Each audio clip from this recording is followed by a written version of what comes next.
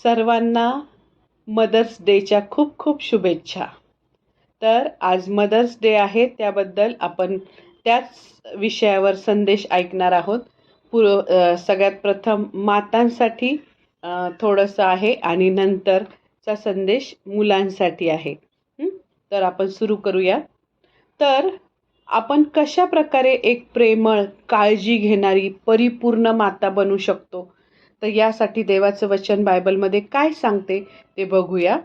तर येशू जेव्हा या जगात होता, जेव्हा तो ह्या जगात राहत होता, 3.5 वर्ष तो पित्याचं सगळं स्वर्गीय राज्य गाजवत होता, लोकांना बरे करत होता. त्यावेळेस एक घटनामध्ये याच्या अध्यायामध्ये आपण बघतो की शिष्य त्याला म्हणतात की प्रभूजी, आपली आई, भाऊ, बहीण आपल्याला भेटायला आले आहेत. तेव्हा तो म्हणतो, कोण कोण माझी आई आणि कोण माझे भाऊ आणि बहीण? तर तो म्हणतो, जे कोणी माझ्या स्वर्गातील पित्याच्या इच्छेप्रमाणे करतात तोच माझा भाऊ, तीच माझी बहीण व तीच माझी आई. म्हणजे येशूची इच्छा आहे की जी स्त्री किंवा जी माता येशू देवाच्या इच्छेप्रमाणे वागती, देवाच्या इच्छेप्रमाणे करते, तीच खरी आई आहे, असं इथं देवाचं वचन सांगतं. तर मग आता इथं आपल्याला माहित आहे की देवाची इच्छा अशी आहे की देवाच्या इच्छेप्रमाणे वागणारी आई ही देवाला आवडणारी असते. म्हणून सगळ्यात प्रथम आपण प्रत्येक आईने आपल्या जीवनात देवाच्या इच्छेप्रमाणे प्रत्येक गोष्ट करायला पाहिजे.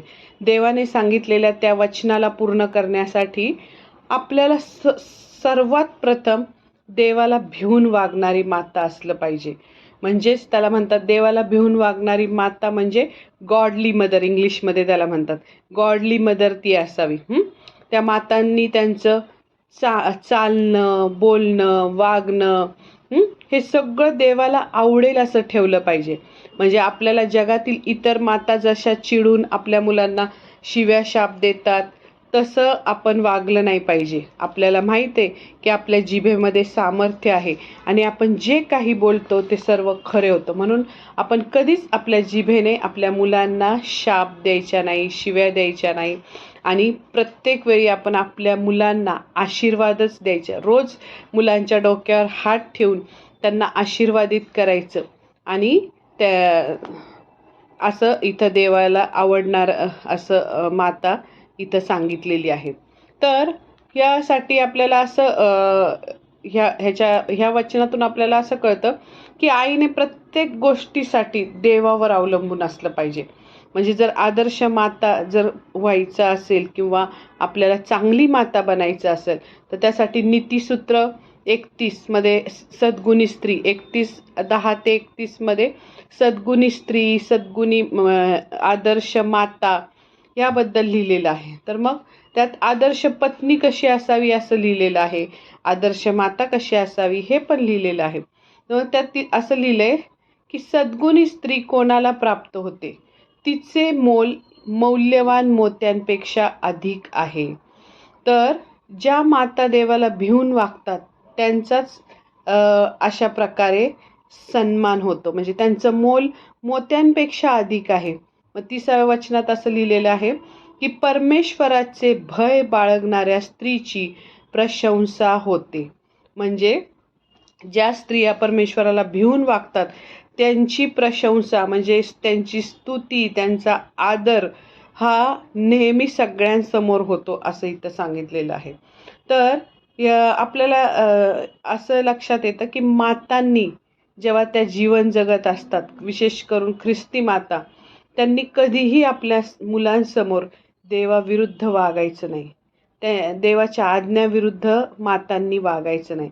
जर समजा आई, उदाहरणार्थ मी सांगते, जर समजा आई रोज 10-11 वाजता उठणारी असेल, तर देवाचं वचन काय सांगतं नीतिसूत्रामध्ये, आपण आळशी असू नये, मुंगीकडे पहा आणि शहाणे व्हा, उद्योग करा. आणि आई जर असं रोज देवाचं वचन मोडणारी असेल, तर साहजिकच मुलंही तशीच देवाची आज्ञा मोडतील. म्हणून आईने शिस्तीने वागणार असावं. मग त्यासाठी आपण एक वचन बघू परत. 1 कोरिन्थीकराचं पत्र 14वा अध्याय आणि 40वा वचन त्यात लिहिलेलं आहे. सर्व काही शिस्तवार व व्यवस्थितपणे होऊ द्या. म्हणजे इथं सांगितलंय की ख्रिस्ती जीवन हे शिस्तीचं जीवन असावं. आईने शिस्तीने काम वेळेवर करून घ्यावे आणि आपण बघतो की देवाने बनवलेल्या प्रत्येक निर्जीव गोष्टीत सुद्धा शिस्त आहे. म्हणजे आपण बघतो सूर्य, चंद्र, गुरुत्वाकर्षण शक्ती, पाऊस, ह्या सगळ्या ज्या निर्जीव वस्तू देवाने बनवलेल्या आहेत, निर्जीव, त्यांच्यात पण शिस्त आहे. तर मग आपण का नाही शिस्तीने वागू शकत? आपण शिस्तीने वागलंच पाहिजे त्यासाठी. मग इथं 15व्या वचनात आपण वाचले की नीतिसूत्र 31 यामधल्याच 15व्या वचनात आपण वाचलं की ती स्त्री सकाळी लवकर उठते आणि कामे करते आणि मोठ्या आनंदाने ती देवाला शोधते, देवाचं वचन वाचते. म्हणजे त्याचा अर्थ हा डिटेल मी सांगते की ती सकाळी लवकर उठून ती देवाला शोधती, देवाचं वचन वाचती आणि नंतर देवाची स्तुती करती, देवाची प्रार्थना करती आणि मग तिच्या विनंत्या देव ऐकतो. आणि अशा प्रकारे ती एक आदर्श पत्नी तर होतेच आणि ती एक चांगली माता सुद्धा बनते. म्हणून मग इथं देवाचं वचन इथं आपल्याला काय सांगत आहे, तर प्रत्येक मातेने पहिलं देवाला शोधावं आणि मग आपल्या कामांकडे वळावं. मग आपण 2 गोष्टी बघितल्या की एक चांगली आई कशी असावी, तर ती आज्ञा पालन करणारी असावी, देवाच्या आज्ञेप्रमाणे, देवाच्या इच्छेप्रमाणे वागणारी असावी. नंतर देवाला भिवून वागणारी असावी. आणि तिसरं काय आहे की देवावर पूर्ण मनाने विश्वास ठेवणारी ती आई असावी. जर आपण आपल्या लहान मुलांसमोर जर आपल्याला वागायचं असेल तर खूप सांभाळून वागावं लागतं. जर आपल्या मुलांना लहानपणापासूनच आईच्या वागण्यातून ती विश्वास कार्यरत असलेला दिसला पाहिजे. म्हणजे आपली आई देवावर दृढपणे, खंबीरपणे विश्वास ठेवणारी आहे, हे ते लहानपणापासून जर बघत असले तर ते कधीच ते डगमगणार नाही. ती त्यांनी बघितलं असेल की माझी आई कुठलंही संकट आलं की डगमगत नाही. ती संकटात पण नेहमी म्हणते की रोम 8:28 प्रमाणे माझ्या जीवनात सगळं चांगलंच होणार आहे. जरी हे संकट आत्ता आलं असेल तरी मला पूर्ण विश्वास आहे की ह्या संकटातून माझं कल्याणच होईल, काहीतरी चांगलंच घडेल, असं ती म्हणणारी असेल. म्हणजे जर ती उदाहरणार्थ असं म्हणत असेल, जरी हा भयंकर आजार आला तरी मला माहीत आहे की ह्या आजारातून देव मला लवकर बरं करेल आणि मी त्याची साक्ष सगळ्या जगाला सांगेल, एक मोठी साक्ष घडणार आहे या आजारातून, असं ती म्हणणारी असेल. म्हणजे रोम 8:28 मध्ये असं वचन आहे की देवावर प्रीती करणाऱ्यास, म्हणजे त्याच्या संकल्पाप्रमाणे बोलविलेल्यास देवाच्या करणीने सर्व गोष्टी मिळून कल्याणकारकच होतील.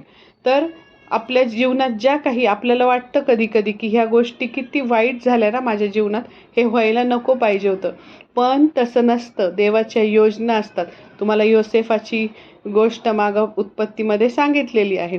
तर देवाच्या योजना आपल्या जीवनात कल्याणकारी असतात. त्यामुळं आपल्याला त्या संकटातून जावं लागतं. योसेफाला बघितलं आपण, तो झाडू पोछा करणाऱ्यापासून त्याला पंतप्रधान लेवलला कसं देवाने नेऊन ठेवलं हे आपण बघितलं. तर तसंच आपल्याही जीवनात जर संकट आले नाही तर आपल्याला तो आनंद मिळू शकणार नाही, जो आपण आनंद दुःखातून गेल्यानंतर जे आपल्याला सुख मिळतं ते अद्भुत असतं. त्याचा आनंद सगळं आपल्याला सरळ सरळ सगळं मिळालं ऐकतं तर त्या स्ट्रगलचा आपल्याला अनुभवच नाही, तर आपल्याला त्याची किंमत पण राहणार नाही. म्हणून आपल्याला सर्व गोष्टी मिळून आपल्या जीवनात कल्याणकारकच होतील असं देवाचं इथं वचन सांगतं. तसेच इर्मया 29:11 मध्ये पण असं लिहिलेलं आहे की परमेश्वर म्हणतो, तुम्हाविषयी माझ्या मनात जे संकल्प आहेत ते मी जाणतो. ते संकल्प हिताचे आहेत, अनिष्टाचे नाही. ते तुम्हास तुमच्या भावी सुस्थितीची आशा देणारे आहेत. तेव्हा तुम्ही माझा धावा कराल, तुम्ही जाऊन माझी प्रार्थना कराल व मी तुमचे ऐकेन. तुम्ही मला शरण याल आणि पूर्ण जीवे भावे माझ्या शोधास लागाल, तेव्हा मी तुम्हास पावेन. म्हणजे इथं काय सांगितलेलं आहे की परमेश्वर म्हणतोय की तुम्हाविषयी माझ्या मनात जे संकल्प आहेत, ज्या योजना आहेत, जे प्लॅन आहेत, ते सगळे तुमच्या हिताचे आहेत. म्हणजे देवाचे जर असे प्लॅन असतील तर आई वडिलांचे किती छान असतील प्लॅन. देव जर आपल्याविषयी चांगलं प्लॅन करतो, तसंच आई वडिलांनी पण, आईने पण असाच खंबीर विश्वास ठेवून, देवाच्या वचनावर विश्वास ठेवून जर ती वागणारी मुलांनी बघितलं ना, तर ते मुलं कधीच अपयश, संकट, आजार यामुळे निराश होणार नाही. तसंच लूक 1:45 मध्ये असं लिहिलंय की धन्य आहे ती माता जिने विश्वास ठेवला. तर बायबल वाचून आपल्याला माहित आहे ते वचन की विश्वास वार्तेने व वार्ता ख्रिस्ताच्या वचनाद्वारे होते. तर बायबल वाचून हा विश्वास आपल्यात निर्माण होतो. मग ज्या वेळेस संकट येतं तेव्हा विश्वासणारे खंबीरपणे उभे राहतात. का डगमगत नाही? कारण देवाचं वचन त्यांना माहीत असतं की नाही, हे वचन देवाने लिहिलेलं आहे आणि त्या वचनाप्रमाणे माझ्या जीवनात काहीच वाईट होणार नाही. मग ह्यासाठी ख्रिस्ती मातांनी काय केलं पाहिजे? रोज सकाळी उठून बायबलमधले किमान कमीत कमी 2 तरी अध्याय वाचले पाहिजे, प्रार्थना केली पाहिजे, वर्शिप केली पाहिजे, आणि ते आपल्या कुटुंबासाठी मध्यस्थीची प्रार्थना केली पाहिजे. आपल्या कुटुंबाला येशूच्या रक्ताने झाकलं पाहिजे सकाळीच उठून. कारण माहीत आहे दुष्ट आपल्या जो सैतान आहे तो आपल्या विरुद्ध कंटिन्यू प्लॅन करत असतो आणि त्या दुष्टाच्या हल्ल्यापासून जर आपल्याला वाचायचं असेल तर आपल्याला येशूच्या रक्ताचं कव्हरिंग आपल्या कुटुंबाला द्यायला पाहिजे. म्हणून येशूच्या रक्ताने आपल्या कुटुंबाला झाकलं पाहिजे. मुलांना आईने रोज सकाळी उठून प्रार्थना केली पाहिजे की हे प्रभू येशू, तुझ्या रक्ताने मी माझ्या लेकरांना, माझ्या पतीला, माझ्या सर्व नातेवाईकांना, प्रियजनांना मी येशूच्या रक्ताने झाकते. आणि जेव्हा हे आपण येशूच्या रक्ताने आपल्या कुटुंबाला, संपूर्ण कुटुंबाला झाकून घेतो, तेव्हा त्यांच्यावर कुठलाही दुष्टाचा कुठलं कट कारस्थान हल्ला चालत नाही. कारण येशूच्या रक्ताला घाबरून तो सैतान निघून जातो. नाही ते म्हणतं, सैतान म्हणतो नाही त्याच्यावर येशूचं रक्त दिसतंय, मी त्याला काही धक्का पोचू शकणार नाही, मी त्याचा ॲक्सिडेंट करू शकणार नाही, असं देवाचं वचन आहे. म्हणून रोज सकाळी उठून सगळ्यात पहिलं त्या स्त्रीने, मातेने प्रार्थना करावी आणि मग आपल्या कामाला जावं. मग ज्यावेळेस प्रार्थना करते तेव्हा बायबलमध्ये ज्यावेळेस वचनं वाचतात सर्व स्त्रिया, माता, तर त्यामध्ये त्याच्या प्रॉमिसेस आहेत की देवा तुझं अभिवचन आहे असं की तू असं करणार आहे. मग ते प्रॉमिस क्लेम करून जेव्हा आपण प्रार्थना करतो तेव्हा नक्की आपल्या संकटाच्या वेळी देव ते प्रॉमिस, त्याचं अभिवचन पूर्ण करतो आणि आपल्याला आशीर्वादित करतो. आणि त्याचप्रमाणे आईचं बघून मुलं पण बायबल वाचायला लागतात. आईने आपल्या रोज कुटुंबामध्ये वैयक्तिक प्रार्थना घ्यावी. त्यात मुलांना देवाच्या गोष्टी सांगाव्या, देवाची गाणी शिकवावी, देवाबद्दल आवड निर्माण करावी. म्हणजे ते पण देवाच्या जवळ येतील, त्यांना पण देव आवडू लागेल. कारण आपल्याला माहिती आहे की मुलं फक्त 14-15 वर्षापर्यंतच आईवडिलांचं ऐकतात. नंतर ते कठीण झाडाचं कसं खोड असतं ते अजिबात हालत नाही, झाडाच्या कठीण खोडासारखे ते होतात. आणि मग जर मनुष्याने सारं जग मिळवलं आणि आपल्या आत्म्याचा नाश केला तर त्याला काय लाभ? म्हणजे आपण जर आपल्या मुलांना घडवत असू तर फक्त त्यांची शैक्षणिक वाढ कशी होईल, त्यांना चांगले मार्क्स कसे मिळतील, चांगल्या नोकऱ्या कशा मिळतील ह्याची काळजी आपण करत बसलो तर योग्य गोष्टी होणार का? नाही. तर पहिलं आपण त्यांना देवाकडं आणायचं. त्यांची जर आध्यात्मिक वाढ झाली ना की सगळं त्यांना आपोआप मिळणार आहे. कारण देवाचं वचन मत्ते 6:33 मध्ये असं सांगतं की पहिल्याने तुम्ही देवाचं राज्य व त्याचं नीतिमत्व मिळवण्यास झटा, म्हणजे त्याबरोबर याही सर्व गोष्टी तुम्हाला मिळतील. याही म्हणजे काय? तर बंगला, गाडी, नोकरी, चांगलं शिक्षण, चांगल्या मोठ्या पोस्टवरच्या नोकऱ्या, प्रॉपर्टी, सगळं काही तुम्हाला मिळेल. पण त्यासाठी अट काय? की पहिलं नीतिमत्व आणि देवाचं राज्य मिळवण्यास आपल्याला झटायचं. मग ह्या गोष्टींची आपल्याला चिंता करायची गरजच नाही की माझ्या मुलाला नोकरी नाही आहे किंवा माझ्याकडं फ्लॅट नाही आहे, माझ्याकडं बंगला नाही आहे, माझ्याकडं गाडी नाही. त्या सगळ्या गोष्टी आपोआप आपल्याला ॲड होत जाणार. आणि मग प्रत्येक आईने जर रोज अशी प्रार्थना केली सकाळी उठून तर ती एक आईच आपल्या कुटुंबाला देवाकडे आणू शकते, बदलू शकते. आणि एका आईची प्रार्थना संपूर्ण घराला आणि संपूर्ण समाजाला बदलू शकते. त्याची खूप उदाहरणं आहेत पण आता आपल्याकडं वेळ नाही आहे म्हणून मी ती सांगू शकत नाही. तसंच आता पहिला पार्ट झाला आईविषयी, पण आता दुसरा पार्ट आहे मुलांसाठी. तर मुलांनी लक्षपूर्वक ऐका, खूप महत्त्वाचं आहे की आपल्या 10 आज्ञामधली जी 5वी आज्ञा आहे की आपल्या आईचा व आपल्या बापाचा सन्मान कर. म्हणजे इथं सांगितलंय की आईचा आणि बापाचा सन्मान कर. म्हणजे मी सर्व मुलांना सांगते की तुम्हाला माहीत नसतं की आईने ज्यावेळी गर्भधारणा केलेली असते तेव्हापासून तिला किती त्रास होत असतो. द जर तिला दुसरा तिसरा महिना लागला की तेव्हापासून तिला उलट्या सुरू होतात, तिला जेवण जात नाही, तिला अस्वस्थपणा होतो आणि शेवटचा महिना म्हणजे 9वा महिना तर बाळ पोटात असताना लाथ मारतं म्हणून तिला रात्रभर झोप नसती. तरी ती आनंदाने बाळाने लाथ जरी मारली तरी त्याचा स्पर्श आनंदाने अनुभवत असते. आणि नंतर बाळ जन्मल्यानंतर त्याला दूध पाजण्यासाठी किती वेळ तरी तिला रात्रंदिवस जागावं लागतं. नंतर म्हणजे तिचं म्हणजे ती सगळं सर्वस्व विसरती त्या बाळाच्या देखभालीमध्ये. ते मूल झाल्यानंतर जवळजवळ 1 वर्ष तिची झोपच उडून जाते. रात्रंदिवस ती जागीच असते. बाळाने जरा जरी हालचाल केली त्याच्याकडं लक्ष असतं. झोपती ती, पण 2-4 तास अशी सावधपणे झोपती आणि बाळ रडलं की लगेच उठते. त्याला शांत करते, दूध पाजते आणि त्याच्यासाठी जागरण करते. आणि तिचं म्हणजे कसं असतं, डोळ्याचा दिवा आणि तळहाताचा पाळणा करून ती बाळाला वाढवते. मग त्याच्यातून अजून काय काय निर्माण होतं हे तुम्हाला सांगते की झोप झालेली नसल्यामुळे मग तिला त्याच काळात डिलेव्हरीनंतर लगेच त्याच काळात ॲसिडिटी, अशक्तपणा, इतर आजार सुरू होतात.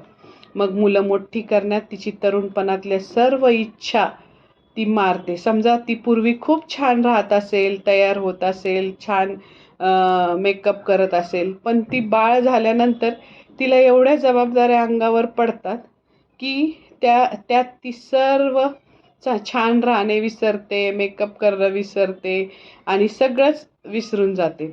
मुलांना सांभाळणं, स्वयंपाक बनवणं, ह्यात ती सगळं काही विसरून जाते. आणि जर ती नोकरी करणारी स्त्री असेल तर मग काय विचारूच नका. तिचे तर एवढे म्हणजे एवढा त्रास, तिला डबल त्रास होतो. रात्रंदिवस ती घरातल्या सर्वांच्या जबाबदाऱ्या पार पाडून नोकरी करते, रात्रंदिवस मुलांची काळजी करते, पहाटे उठून मुलांना तयार करते, डब्बे करून देते, त्याच्या आवडीचे पदार्थ बनवते. यात तिच्या आयुष्याची 20 वर्ष कधी निघून जातात हे त्यात तिलाच कळत नाही. आणि पण हे जे करते ते काही ती चिडचिड करून नाही करत. मुलांच्या प्रेमासाठी, आपल्या बाळाच्या प्रेमासाठी प्रचंड अशा प्रेमाने ती ह्या सर्व गोष्टी करते. आणि अनेकदा ती कधी-कधी तर स्कूलमध्ये टीचर्स लोक त्या मुलांमुळं तिला वाटेल तसं बोलतात. आणि मग तिला बोलणे पण खावे लागतात. मुलांमुळं अपमान सहन करावा लागतो कित्येक ठिकाणी. आणि हीच आईच्या लाडात वाढलेली अनेक मुलं जेव्हा मोठी होतात तेव्हा ती म्हणतात, आई तुला काय कळत नाही, आई तुला काय समजत नाही. तर ज्या आईने तुला प्रत्येक गोष्ट शिकवली तिला तू म्हणतो आई तुला काय समजत नाही. तिला म्हणता तुम्ही की आई तुला काय कळत नाही. तर अनेक मुलं म्हणतात, आई तू कटकट करू नकोस, आई तू भनभन करू नकोस, भुनभुन करू नकोस. कदाचित आई चुकत सुद्धा असेल, पण ज्या आईने आपल्यासाठी एवढं सर्व केलं तिला अशा पद्धतीने बोलणं योग्य नाही. काय सांगितलं देवाच्या वचनात की आपला बाप व आपली आई यांचा सन्मान कर, 5वी आज्ञा आहे. तर मग अनेक मुलं वर्षभर आईबरोबर वाईट रीतीने बोलतात, कसेही वागतात आणि एक दिवस आईचं कौतुक करतात, स्टेटसवर ठेवतात, जगाला दाखवतात की मला माझ्या आईबद्दल किती प्रेम आहे. पण हे असं एक दिवस आईबद्दलचं प्रेम दाखवून संपणार नाही. तर आयुष्यभर मरेपर्यंत आपण आईवडिलांवर प्रीती केली पाहिजे. मग देवाचं वचन 5व्या आज्ञेत सांगितलेलं आहे की आपल्या आईचा सन्मान कर. जर आपण वर्षभर सन्मान देत नसू तर मग आपली उन्नती संपलीच असं समजा. म्हणजे आपल्या प्रगती होण्याच्या मागची जी कारणं आहेत ना, ही छोट्या छोट्या आज्ञापालनामधून आपली उन्नती होत असते. सहजासहजी उन्नती मिळत नाही. आपल्याला अनेक ब्रेक थ्रू येतात. म्हणजे आपल्याला अनेक अशी प्रगती होती, आपली प्रमोशन मिळतं, हाय लेवलला आपण जातो. त्याच्या मागं असतं आपल्या आई वडिलांच्या आपण करत असलेला सन्मान. म्हणून जर आपल्याला प्रगती करायची असेल, आपल्याला यशस्वी व्हायचं असेल, तर आपल्या आई वडिलांचा आपण सन्मान केला पाहिजे. तसंच मग अजून लिहिलेलं आहे इफिस 6:2 आणि 3 मध्ये असं लिहिलेलं आहे की आपला बाप व आपली आई यांचा मान राख, यासाठी की तुझे कल्याण व्हावे व तू पृथ्वीवर दीर्घायू असावे. अभिवचन असलेली ही पहिलीच आज्ञा आहे. मग इथं काय लिहिलंय की तू आपल्या बाप व आपल्या आई यांचा मान राख, यासाठी की तुझं कल्याण व्हावं व तू पृथ्वीवर दीर्घायुष्य असावं. म्हणजे जर आपल्याला दीर्घायुष्य व्हायचं असेल, आपल्याला वाटतं दीर्घायुष्य व्हायचं म्हणून आपण छान डाएट घेऊ, चांगले फ्रूट्स खाऊ, ड्राय फ्रूट्स खाऊ, चांगला डाएट घेऊ, सगळं नाही का, कडधान्य खाऊ, पालेभाज्या खाऊ, प्रोटीन्स घेऊ, चिकन मटन खाऊ, असं सगळं छान खाल्ल्याने आपलं दीर्घायुष्य होऊ आपण, आपल्याला असं वाटतं. किंवा छान व्यायाम केल्याने आपण दीर्घायुष्य होऊ असं वाटतं. पण इथं देवाच्या वचनात हे महत्त्वाचं रहस्य दडलेलं आहे. ते म्हणजे की देवाचं वचन सांगतं की आपल्या आई वडिलांचा मान राखल्याने, त्यांना सन्मान दिल्याने, त्यांची काळजी घेतल्याने आपण दीर्घायुष्य होणार आहे. मग आपल्याला दीर्घायुष्य व्हायचंय की नाही सर्वांना? तर कधी कधी काही काही तरुण असे करतात की फक्त आई वडील जोपर्यंत त्यांना काही देतात, म्हणजे लहानपणापासून आई आई त्यांना देतच असती ना सगळं, पण आई म्हातारी झाली, आई वडील म्हातारे झाले, ते त्यांना काही देऊ शकत नाही आता, कारण त्यांच्याकडे काही नसतं. तर ते त्यांच्याबरोबर नीट वागेनासे होतात. ते म्हातारे झाले, ते त्यांना काहीच देऊ शकत नसले, तर ते तरुण मुलं आई वडिलांसंगती नीट वागत नाही. मग तसं आपण करायचं नाही. जरी त्यांनी आपल्याला काही देऊ शकत नसले, तरी सुद्धा त्यांची काळजी घेणं हे आपलं कर्तव्य आहे, आपली जबाबदारी आहे. आपल्याला दीर्घायुष्य होण्याचं ते रहस्य आहे की आपण त्यांना सांभाळायचं, काळजी घ्यायची, तर आपण ह्या पृथ्वीवर दीर्घायुष्य होणार आहे. म्हणजे आपला डाएट किंवा आपलं व्यायाम हे गोष्टी आपल्याला दीर्घायुष्य करणार नाही, तर आपल्या आई वडिलांचा सन्मान राखल्याने आपण दीर्घायुष्य होणार आहे. मग ते मी मागच्या वेळेस तुम्हाला हे उदाहरण सांगितलं होतं सलीम खान यांचं. मी सांगितलं होतं की ते सलीम खान म्हणतात की ज्या वेळेस अनेक स्त्रिया त्यांच्याकडे येतात, त्यांना मूलबाळ होत नाही किंवा काहीतरी प्रॉब्लेम, नोकरी मिळत नाही किंवा काय घरात मोठे मोठे प्रॉब्लेम्स असतात, आजारी असतात, तर ते म्हणतात मी पहिलं त्यांना विचारतो तुमच्या कुटुंबातल्या सगळ्या व्यक्तींबरोबर किंवा मित्रपरिवार, तुमची नोकरी, समाज, चर्चमध्ये कुणाशी काही भांडण आहे का? मग ते म्हणतात हां माझं असं, मग ह्या व्यक्तीबरोबर भांडण आहे.